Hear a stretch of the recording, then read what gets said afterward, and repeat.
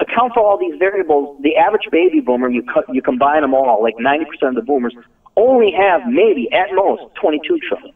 So the stock market has to more than double tomorrow or today in order for there to be enough capital gains to retire the baby boomers. Silver investors could make a fortune.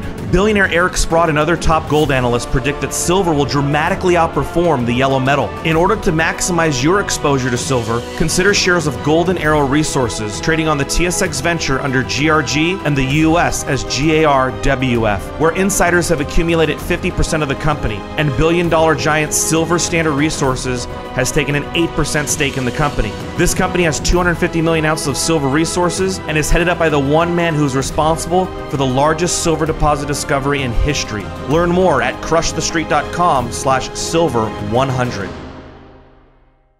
Hello everyone, and welcome into crushthestreet.com. We got a special interview today. We got Aaron Clarey, Captain Capitalism, back on the line. He's very straightforward, conservative talk, and he will give it to you straight. And we've talked about a few different things in the past, and I want to have him on, and we're going to have a topic on guns. And we've seen a lot of violence lately, around the world, and we know that the left has been using this as an opportunity to impose larger restrictions, more gun laws, and we're going to get Aaron's thoughts on this. He consults at assholeconsulting.com. He's got some books. Aaron, thanks for joining me today. Hey, Ken, thanks for having me. Aaron, as I said in the introduction here, I want to have a conversation with you about the increasing problems that we're seeing around the world and essentially what the left is trying to make of it and say, hey, we need larger gun laws, more gun laws, stricter gun laws, because countries around the world that have more gun laws supposedly are safer. So I'd like to get your initial thoughts on this, especially with all these terrorist attacks we seem to be having almost every other day now. But it's basically choose your weapon.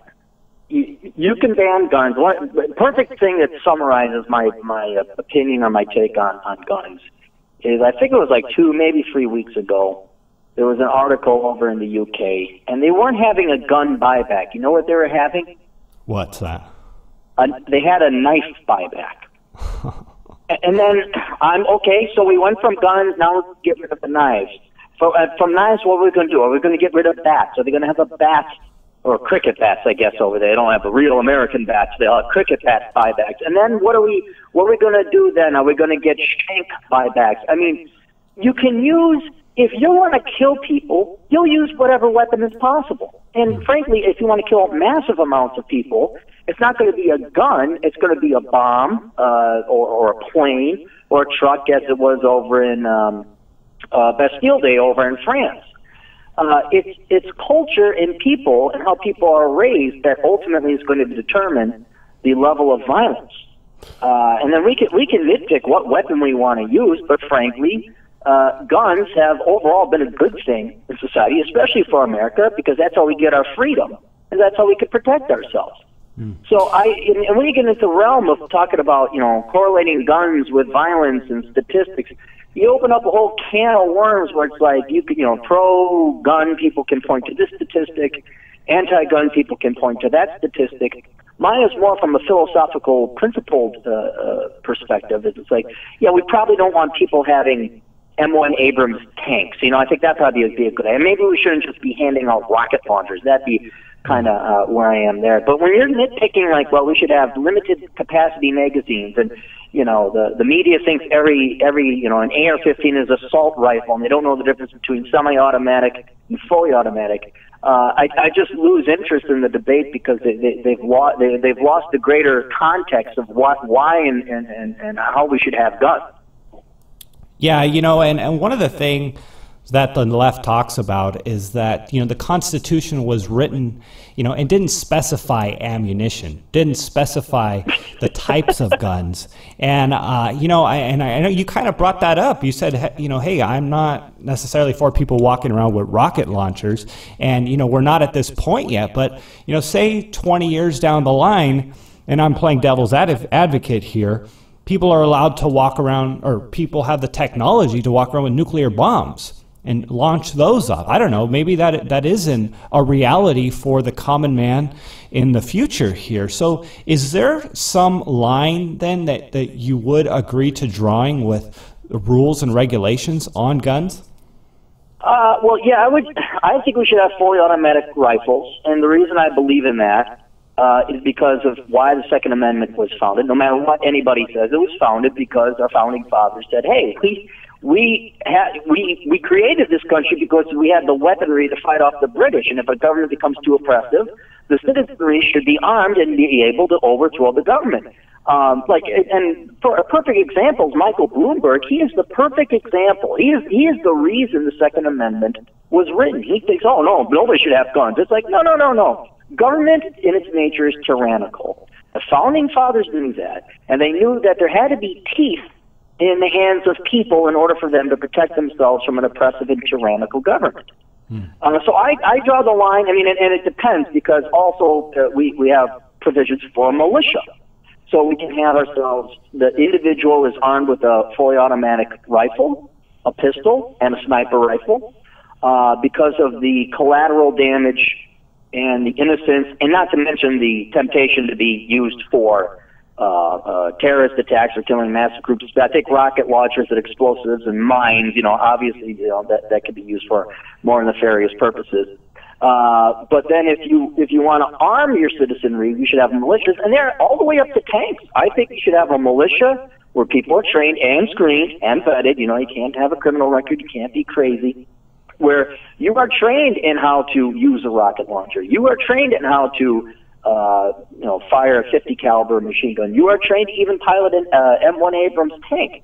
But that's just where I see, because I look at it from the original purpose and point of the Constitution, and that is, not only do we need a well-maintained militia in case there's foreign invaders, but we also want to keep our politicians, just to let them know, hey, you get a little bit out of hand, something might happen to you. I mean, it's not going to be me, but somebody may not like the fact that you're taxing them on 50%. So that's kind of the gradation, or kind of the rules or principles I use to find out who should have what type of weaponry. Well, you brought up an interesting point there about the purpose for why people should have guns. And would you say, and possibly agree, that part of the goal that the left is aiming at is to take the guns away from people so they can't protect themselves when they are mad, or they can't rise up when they are disappointed with what's going on with the economy? I know we're going to get into the economy shortly here, but what do you believe is the left's goal in the reason to ultimately, restrict gun laws? It depends on what kind of leftist you are. You're either a devil or a dupe. A devil is somebody who's conscious. They know exactly what they're doing, and they don't care whether it's right or wrong. So, like a Hillary Clinton or whatever. The devils want it so that there can be no uprising. They want it so people can't fight back, so that they can basically go and take their money. Whether the sheriff of Nottingham makes sure the villagers doesn't have any swords or bows and arrows. So it's that much easier to go in, because what are you going to do? If you do it, we'll more easily wipe you out. But if you're a dupe, where I think a lot of the leftists, the rank and file leftists are, they're against gun control either because of naivete, like guns are bad, guns kill people, and they never ask about the people behind the gun, society or anything like that, or they're these crusaderist type social justice warrior bored people with nothing else going on in their lives, and they derive a value from protesting because they're too lazy. They are the epitome of worthless people. They offer nothing of value to society. So they go on these crusades. I'm against guns. I'm against this. I'm against war. I go green. I am fighting against global warming. My coffee's organic. I help the kids in the Ukabuku tribe through the Peace Corps. Those types of people who any opportunity they have to virtue signal or pat themselves on the back, as long as it avoids real work, they'll advocate any cause. And so when you have gun control, it's really easy to get behind that, especially if there's been a massacre or there's been a tragic death. So those are the type of people. So that's where the left is coming from. It's either a conscious, very evil intention to de-arm and defang the population so they're more subservient, or it's idealistic, touchy-feely, hippy-dippy types that are just looking for some point and purpose in life and never really think about the long-term consequences of getting rid of guns. Aaron, what do you think, or what do you suppose the trend is going? Is it getting more strict in America to own guns, or is it becoming looser and more readily available to own guns in America? Well, it's like everything else. It's getting stricter. We don't have like the Justinian laws of simplification. We create new laws. So unless we start rescinding laws, and I have yet to see a news article saying we're rescinding some, by the nature of government, by the nature of legislators, we just keep adding more and more regulations. Now, sometimes they make sense. Like background checks, I'm totally for. But in the end, it's becoming increasingly harder and harder to get guns. Aaron, I want to transition over into the economy at this moment. Interestingly enough, you did some research on how high the stock market would have to go to mathematically allow people to retire. And I actually had a conversation with David Morgan a while back, and he brought it to my attention that, essentially we've seen hyperinflation with people being able to retire. Maybe a number of years ago, someone would have been able to retire with $500,000, in savings because the interest rates were higher. But now, because we have essentially 0% interest rates, you might need $10 million or $15 million or some crazy number because there's no real interest rate that people can get. And essentially, there's been hyperinflation in the amount of savings that someone needs to have now to actually be able to retire. So just kind of give us some of your thoughts here on what you've researched regarding this specific issue. Ken, I love you to death because you're so innocent and you believe.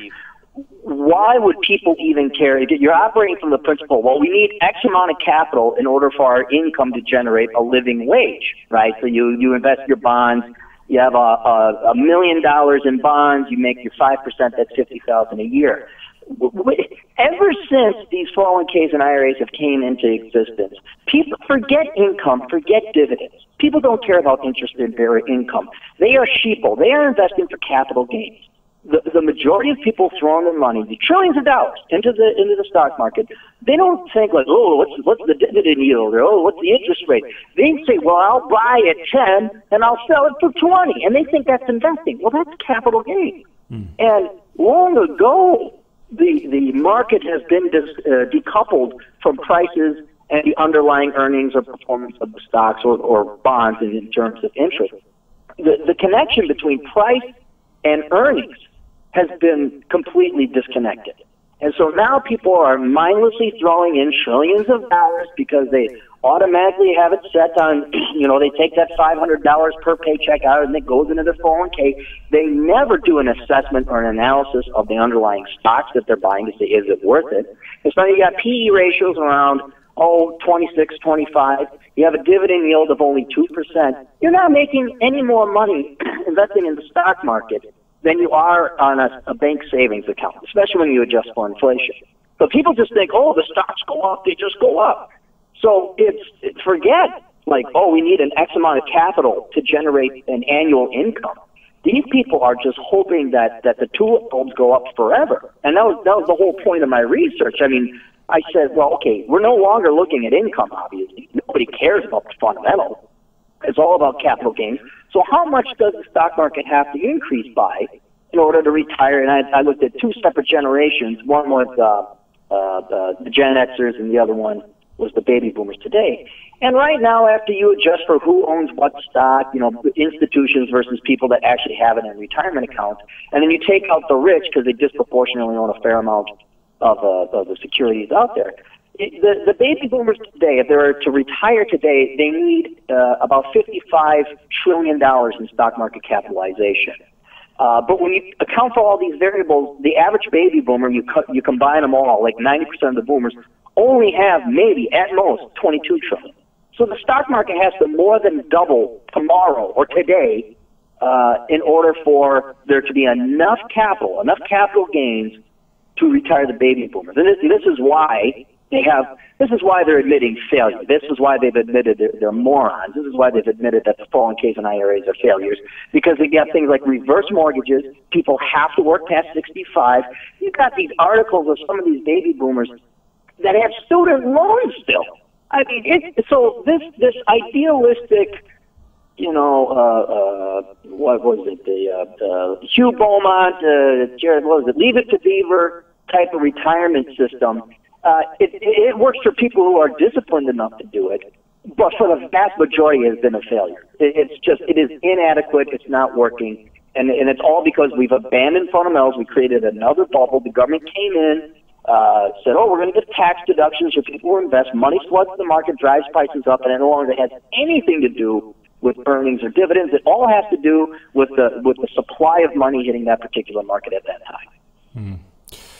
Well, I couldn't agree with you more. And, when it comes to the market in general, it is the 1% that owns assets, and they've been the ones that actually realize the growth that the stock market has seen. And, we've seen that with the wage increases that have gone to the top 1% since 2009. And everyone, the left especially, wants to paint the picture that these are the people that need to be taxed more and all these different things because they are the ones getting the benefit, but they're the ones who own the stocks. And the problem is central banks and governments that have gone in and flooded the market with all this money. And again, they're pinning the blame on a rich just being rich. Aaron, I want to give you just an opportunity for some closing thoughts here, and if you want to let everyone know about your website and what you offer, please do so. Well, closing thoughts. Well, I'd say you're really. I think what people are really concerned with, especially for those who want to start saving for retirement, you got to look at what the economy is producing versus how prices are acting. I mean, economic growth was 1.2% last quarter. That doesn't even beat inflation. All right, it does beat inflation by like 0.1%. There is no economic growth. There is no capitalism, rah-rah economic growth spirit that we had in the 80s. People are malaise. Some people outright hate economic growth. So this leaves barren wasteland of where to invest the dollars. So you have to, I would advocate people start looking at entrepreneurship, investing in highly compensated skills like IT or STEM. But man, just do not, if you have any self-respect, seriously start looking at dividend yields and ask yourself if you want a 2% rate of return to invest in the stock market. So there's got to be alternative ways to invest in the market. And so that'd be the one closing thought, the takeaway. Hopefully that'll help people out. Otherwise, my main website is capitaincapitalism.blogspot.com. You could go there and read. I write and post daily, but I got pretty much every other manner of social media. I have a podcast. Just search the Clarey podcast. I have my books. You can find them on Amazon.com. What else? There's Twitter. There's YouTube. There's the Facebook. What else? You're younger. You're with this millennial gen. What else is what am I missing? I'm supposed to do Periscope now. I got to do Mevo. You can do all those things, I guess, but you got to stay focused, I would imagine, because you get too spread out, then you're not effective. So you're definitely doing your job out there, and you're reaching a lot of people. And I do love your videos. I love getting your thoughts and opinions, and it's actually quite comical, some of the things that you do. So I definitely recommend everyone checking Aaron out. And if you want to get to know him better, just search him on YouTube, and he's got some amazing stuff on there. So Aaron, thanks so much for coming on the show with me. Well, thanks for having me, Ken. I appreciate it.